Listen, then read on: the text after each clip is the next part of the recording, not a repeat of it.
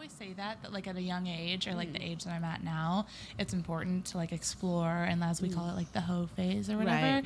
But fuck age, doesn't matter when you do it. Like as long as I don't know, and I know it's not for everyone, and I'm not saying go out there and just like sleep with a bunch of dudes. Hoe phase to me means just like being yourself, doing your thing, and doing what you want is the most important. Like, don't just be a hoe just because you feel like you want to be a hoe. Right. Like, be a hoe because like you actually want to have sex, like you want to explore. Right. Like that's the best part of being a hoe is the fact that like you're having fun. That's it. Yeah, exactly. Like I think that when you grow up and you don't experience these kinds of things, and it doesn't even have to be the same. Okay, let's pause it there. First of all, we're going to come back to this one. First of all, like, I'm not a fan of like washing mouth out with soap. You know when you used to say, "Oh, my mom washed my mouth out with soap." Some of these women needed their mouths washed out with some soap. There's some dirtiness. Can you imagine women talking like this? I mean, I know I'm a bit of a relic, but I'm not 90. What has happened in the last 20 years that women are talking like this and they don't realize how disgusting it sounds for these words to be coming out of a female's mouth? Secondly, why do they all have the colored hair? I mean, it's purple, pink. What is going on that 9 out of 10 times the pink, purple hair? I'm not saying every time. Interesting, by the way. I met a hair colorist the other day who did have a bit of the purple hair. Turned out to be a total conservative. Like, I mean, I was like, my mind was blown. I was like, I got to stop saying that about the purple hair. You done changed my mind. But 9 out of 10 times, if you see the hair like that, just pack your stuff and just have one foot out the door just in case. Just saying. It's anthrax. It's definitely anthrax. So imagine this, though. Imagine this talking about a hoe phase being a positive thing, right? Oh, and look what she says. Just be a hoe because you want to be a hoe. Don't do it for the wrong reasons. Do it because you want to do it. Like it's some type of female empowerment to sleep with all these different guys. Disgusting. And they talk about it like it's a rite of passage, right? Like you have to go through it. No, you don't. If you're with a woman or you are a woman that's being told, oh, they got to go through it, that's garbage.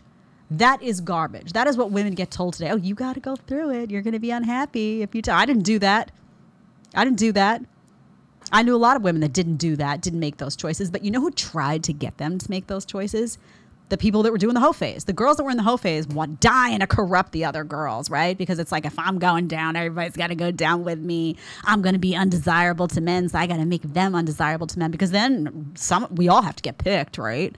There's no one left who's pure. I guess I'm going to get picked. Party. Disgusting stuff. So this is just, imagine like young girls getting this messaging though. You know, you're out there, you have a daughter, you want kids, maybe you'll have a daughter. This is the messaging you want them to grow up with, hearing this kind of a nasty, you're a guy, you wind up dating a girl. Let's say you wind up dating, say this girl does all this, right? She's got her hoe phase. And then she's 28, meets you, you get married, you don't know anything about it. And then it starts coming up. I mean, you will know something. It'll trickle in. You'll see glimmers of the hoe phase, right? But imagine you don't even know, and this is what you wind up marrying. I mean, disgusting stuff, right? Let's continue to play this one. Right. Everyone else has in their like quote unquote hoe phase. Right. But a hoe phase to someone could just be like traveling. I don't know, meeting people. Okay, stop for a second. A hoe phase is not traveling, love. That's called traveling, right? So you can travel or you can have a hoe phase, right? Or is the implication that if I travel, I have to sleep with a whole bunch of people? I'll never forget a friend of mine a long time ago. We're not friends anymore because, you know, she's super liberal and had a problem with me having a different opinion. Go figure. Anyway, I remember her telling me that she went to Italy and she was telling me about her trip. I was like 24, 25 at the time. She was a little older. She was maybe 27, 28. She had just broken up with a guy when she left to go to Italy. So you'd think she'd be like crying, listening to sad music, looking out the window. That was what I would be doing, right? Not her. She told me about that trip, and there were at least 3 or 4 guys that had been in and out of her like the 7-Eleven in the duration of those, I think it was like 2-3 weeks. I was like, first of all, you just broke up with a man. Aren't you hurt or like feeling the sads or something? Or something's going on. Aren't you still a little bit in that situation where you got to like, some healing process has to happen? She just went right and started dipping into the pot, all the different, and was proudly like, oh yeah, there was this guy on the train, and then didn't have any of their contact information. There was no intent to actually turn that into anything real. And I remember sitting there as like a 24-year-old being like, this is nasty. God, ooh. Like I was like, whoa, like just disgusted by it. Also kind of like, how does she do that? I couldn't fathom how another woman could be so detached from the person that they were being intimate with. It was unfathomable to me, right? At that point, I had very few relationships. I think maybe at that point, maybe 2. And I had remember being invested, and I was like, "What? Well, how was she just bouncing around town?" Like it was one of those moments that was earth shattering for me. The thing was, at that time, those women were much more few and far between. So that if a girl like that told a story, more than half of the room that she was telling it to, the girls would be like, really? Wow. And would have had a reaction like me. Now that's everywhere. That's normalized now. Oh, you went to Italy? Who'd you have sex with? Just one person? Was it a slow week? You know, it's crazy. What's going on? It's crazy what's going on. And this is why, they say, oh, guys don't even want to be involved. They're like, I'm not even going to, it's hard. Why would you want to get involved with this type of trash? There's no other way to say it. I get it. I'm not saying that you shouldn't want. I think marriage is a beautiful thing. I think having a family is a beautiful thing. But I understand you're trying to wade through this type of trash, talking about this stuff, the whole phase. Oh, yeah, party time. This is disgusting stuff. As a man, you can't unsee this phase of a woman's life. And because they're so proud of it, they own it. They admit it. So you're like, By the way, I was watching The Bachelor the other day. We're going to continue this clip in a second. I was watching The Bachelor research. Just saying. And I'm looking, and the girls are sitting down with him. He's really undesirable in my view. Oh, he always looks like he's about to cry. He's very feminized. Anyway, he's sitting there, and the girls are like talking to him, and they're all talking about the ex. Oh, my ex. He hurt me, and just the tears coming down. Talking about first of all, why are you talking about the ex-boyfriend? Secondly, now you're looking all damaged. He's like signing on the dotted line for some damage because you're saying I'm all broken, this, that. And I just want someone who's going to treat me right because he didn't treat me right. Honey, could you make it any less likely for him to pick you? Honestly, just bring up a hoe phase. I was waiting for that. It's just unbelievable. These women are so out of touch with like men and just like how much of a turnoff that is. My ex. I can't. How about just being excited to spend the day with him? Like, oh, yeah, let's go do something. God.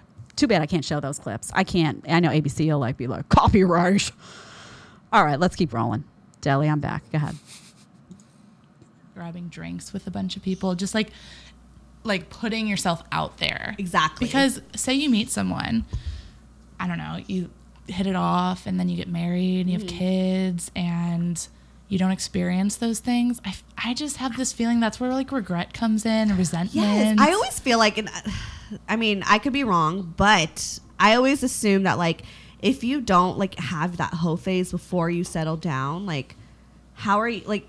I feel like everyone needs that moment to just like fucking explore and like let loose and not give a fuck.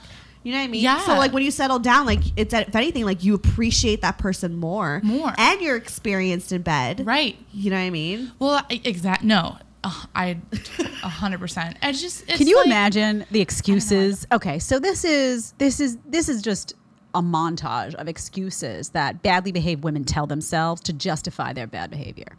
You'll be so upset one day if you get married and you have a child. You'll look back and be resentful that you weren't a hoe. Can you imagine? This is what they're saying. What? That does not happen. Okay, that is a feminist talking point. I assure you that me sitting with my incredible husband and my beautiful child, who I am obsessed with, I'm not sitting back like, man, oh, it's too bad I didn't sleep with everybody in my early 20s and explored more. That is just not even ridiculous. It's a ridiculous talking point. And it's what women get told. And by the way, that behavior then makes them less attractive to men. So it extends that phase, that 304 phase they're talking about gets extended and extended and extended. So you got then the women that turn, 35 and they're crying. Then they start making videos like Chelsea Handler to try to convince you that you're happy because they're miserable inside. You see the cycle here? This is all agenda driven. It's all agenda driven to break up the family, to wreck women, to wreck men, all of it. All of it. And a lot of it comes from women's magazines. By the way, also, you can't explore unless you're sleeping around. I just don't understand. You can't be in that phase of, you know, figuring out what type of personality, what type of guy you like, what type of, you know, making sure that you're firm in your own values, making sure they have values that align with yours. You have to be sleeping with them to do that? Why? Why? I don't understand. Like, you can't go on a date with somebody. And I mean, I know you can go on a date with somebody and not even touch them. And at the end of the 2 hours be like, he's not for me. You know? He's weird, or he's talking weird about his family, or this stuff happens, and it's called, dolls, it's called a conversation. And too many women today have forgotten that you can have a conversation without being naked, spreading your legs, and doing the nasty with people you don't know. It's sad I have to say this, but somebody's got to say it. I mean, this is terrible. This is terrible. I don't have a daughter, but my gosh, if I did, I'd be like, don't listen to me. How do I like... Do I throw out all the TVs? I mean, this is horrible. And also, not to be a mom in the moment, but I will. Where are your parents talking like this? This is on the internet. This girl's mom or dad listening to this stuff? Oh, well done. My daughter had a 304 phase.